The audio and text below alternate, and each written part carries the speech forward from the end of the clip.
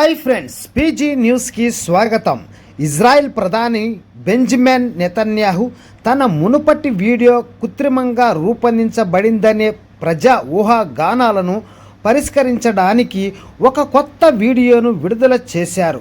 మార్చి 16, 2026న share చేయబడిన ఈ క్లిప్పులో Netanyahu జెరూసలేంలోని నివాసితులతో సంభాషించడం, నగర అందాన్ని ప్రశంసించడం, కుటుంబాలతో మాట్లాడటం మరియు కొనసాగుతున్న భద్రతా సమస్యల మధ్య రక్షిత ప్రాంతాలకు సమీపంలో ఉండాలని పౌరులను కోరడం చూపిస్తుంది.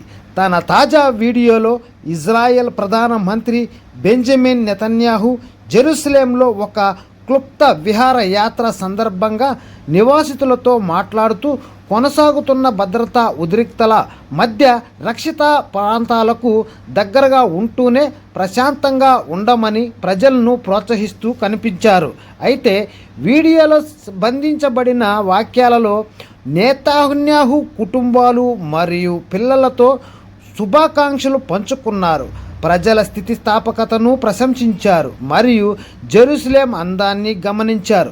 ప్రజలు స్వచ్ఛమైన గాలి కోసం కొద్దిసేపు బయటకు అడుగు పెట్టవచ్చని ఆయన అంగీకరించారు, కానీ ఎల్లప్పుడూ ఆశ్రయాల దగ్గర ఉండటం యొక్క ప్రాముఖ్యతను నొక్కి చెప్పారు. అయితే పరిస్థితికి సహనం మరియు ఓర్పు అవసరమని ప్రధానమంత్రి అన్నారు.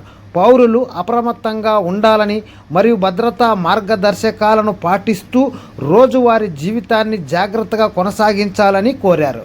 ఫ్రెండ్స్, ఇలాంటి మరెన్నో లేటెస్ట్ అప్డేట్స్ ఎప్పటికప్పుడు అందరికంటే ముందుగా మీరు తెలుసుకోవాలనుకుంటున్నారా?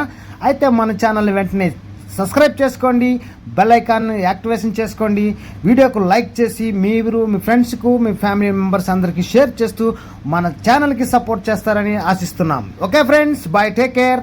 మరొక వీడియోలో మరిన్ని విషయాలతో మళ్ళీ కలుద్దాం.